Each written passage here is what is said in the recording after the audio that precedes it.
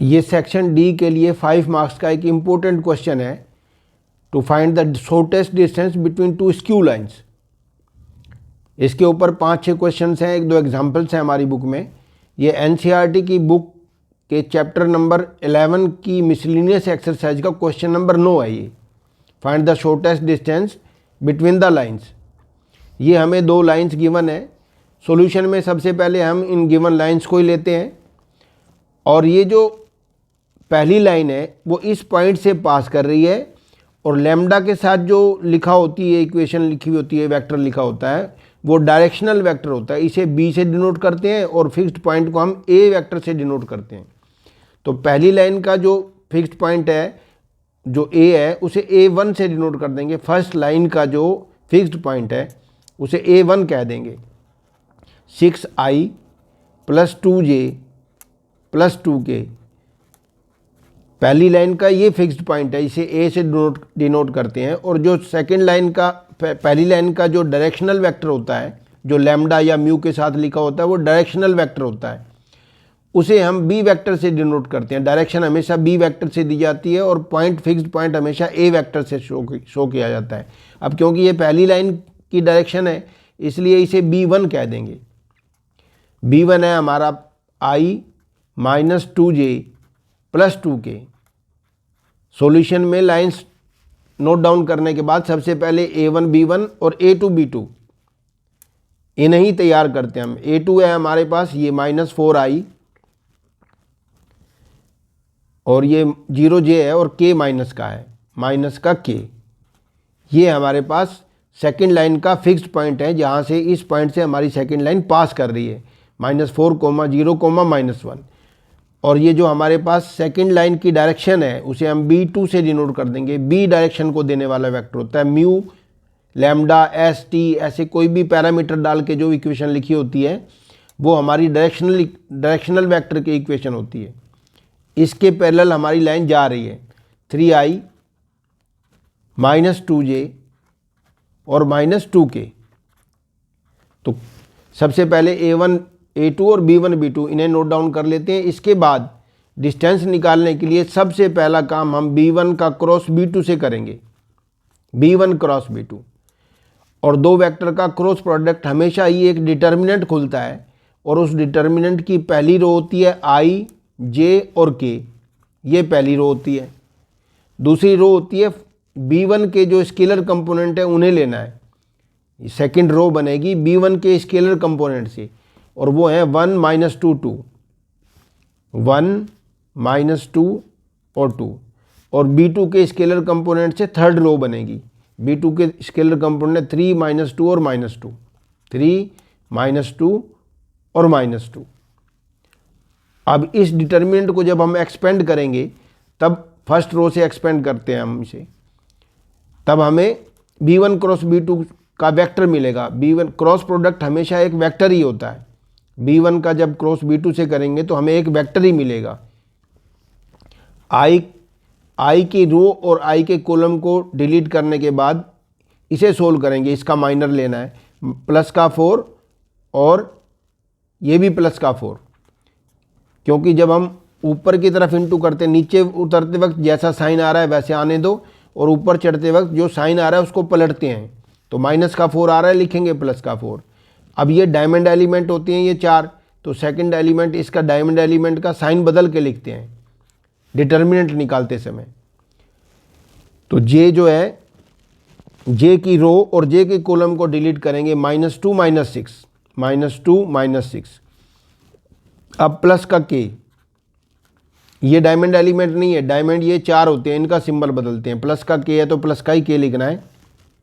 k का column और k के रो को डिलीट करेंगे, तो -2 और लिख रहा है माइनस का 6 आ रहा है, लिखेंगे प्लस का 6, -2 और प्लस का 6। तो इससे जो हमें वेक्टर मिलेगा वो हमारे B1 क्रॉस B2 का आंसर आएगा। 8i और ये प्लस का 8j और ये प्लस का 4k। ये B1 क्रॉस B2 का आंसर है। क्रॉस प्रोडक्ट से, 2 वेक्टर्स के क्रॉस प्रोडक्ट से हमें एक वेक्टर ही मिलता है हमेशा, और क्रॉस प्रोडक्ट हमेशा ही एक डिटर्मिनेंट खुलता है जिसकी पहली रो तो i j k की होती है, दूसरी रो B1 के स्केलर कंपोनेंट और तीसरी रो B2 के स्केलर कंपोनेंट से बनती है। इस डिटर्मिनेंट को हम फर्स्ट रो से एक्सपेंड करते हैं तो हमें B1 क्रॉस B2 का आंसर मिलता है और B1 क्रॉस B2 हमेशा ये एक वेक्टर ही होगा। अब शॉर्टेस्ट डिस्टेंस वाले क्वेश्चन में दूसरा काम हमें करना होता है A2 वेक्टर में से A1 वेक्टर को माइनस करना है। तो A2 माइनस A1 करेंगे तो -4 में से -6 करेंगे तो -10i हो गया। इसमें j है नहीं, इसको माइनस करेंगे तो -j हो गया। 0 माइनस 2j तो -2j हो गया।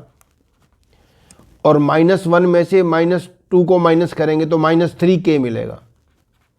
तो ये हमें मिल गया A2 माइनस A1 का आंसर।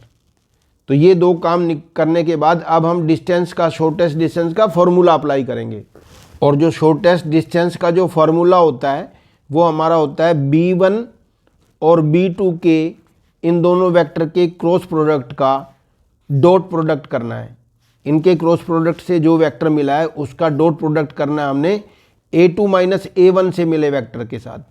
A2 माइनस A1 से जो वेक्टर मिला है उसके साथ इनका तो डॉट प्रोडक्ट करना है। और डॉट प्रोडक्ट में क्योंकि नेगेटिव वैल्यू भी आ सकती है तो इसकी एब्सोल्यूट वैल्यू के लिए ये साइन एब्सोल्यूट वैल्यू के लिए मॉडुलस का साइन और अपॉन B1 क्रॉस B2 का मैग्नीट्यूड लेना है। B1 क्रॉस B2 का मैग्नीट्यूड और ये तो हमेशा होता ही पॉजिटिव है। तो ये शॉर्टेस्ट डिस्टेंस का फॉर्मूला है हमारा। B1 क्रॉस B2 का डॉट A2 माइनस A1 के साथ इसकी एब्सोल्यूट वैल्यू लेने के बाद और डिवाइड करेंगे B1 क्रॉस B2 वेक्टर के मैग्नीट्यूड की वैल्यू से। अब हमें पता है दो वेक्टर, ये एक वेक्टर है, एक ही वेक्टर है B1 क्रॉस B2 से ये वेक्टर एक वेक्टर मिला है हमें। इस वेक्टर का जब A2 माइनस A1 ये भी एक वेक्टर है, जब इस वेक्टर से डॉट करेंगे तो हमें इनके स्केलर कंपोनेंट को ही सीधा सीधा इनटू करना है। ये B1 क्रॉस B2 का आंसर है और ये A2 माइनस A1 का आंसर है। 8 माइनस 10 तो माइनस का 80 हो गया और 8 माइनस 2 माइनस 16 हो गया और 4 माइनस 3 माइनस का 12 हो गया। ये तो B1 क्रॉस B2 का डॉट प्रोडक्ट हमने A2 माइनस A1 के साथ कर लिया। अब इसकी तो एब्सोल्यूट वैल्यू लेनी है क्योंकि देखो ये नेगेटिव वैल्यू आ रही है। तो डॉट प्रोडक्ट की तो एब्सोल्यूट वैल्यू और डिवाइड करना है हमने B1 क्रॉस B2 के मैग्नीट्यूड से। और हमें मालूम है मैग्नीट्यूड तो आता है A square B square plus C square के समेशन का अंडर रूट। तो A2 B1 क्रॉस B2 ये A है B है C है तो A स्क्वायर हो गया 64 प्लस ये भी 64 हो गया और प्लस ये 16 हो गया। तो कुल मिला के इससे जो आंसर मिलेगा वो शॉर्टेस्ट डिस्टेंस है।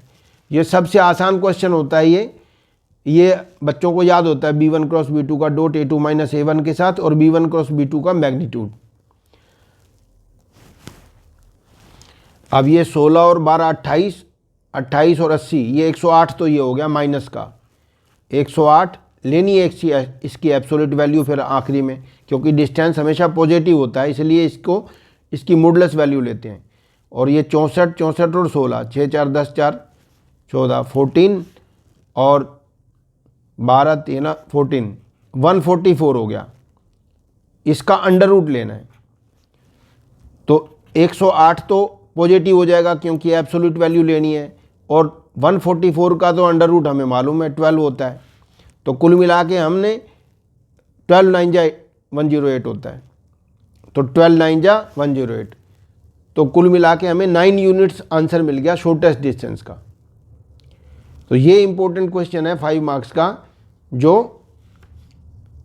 अभी 2023 में बोर्ड में आ सकता है। ये एवरग्रीन क्वेश्चन है, या कभी भी बोर्ड में 5 मार्क्स में ये आ सकता है। लेकिन इसके लिए हमें ये भी ध्यान रखना चाहिए कि इनमें प्रोपोर्शनलिटी नहीं होनी चाहिए। अगर इनमें प्रोपोर्शनलिटी दिखाई दे गई तो ये पैरेलल लाइंस हैं और पैरेलल लाइंस में फिर ये फार्मूला नहीं लगता। तो इसलिए एक क्वेश्चन हम पैरेलल लाइन को लेकर भी करेंगे, shortest distance between 2 parallel lines, और उसमें लिखा नहीं होता पैरेलल लाइंस हैं ये या ये स्क्यू लाइंस हैं, ये हमें पता लगाना होता। अगर ये जो डायरेक्शनल रेशोज़ हैं इनमें प्रोपोर्शनलिटी मिल गई 1/3 है, यहाँ भी 1/3 हो गया, यहाँ भी 1/3 हो गया अगर, तो फिर ये पैरेलल लाइंस है और पैरेलल लाइंस में B1 क्रॉस B2 आता ही नहीं है, उसमें फॉर्मूला बदल जाता है।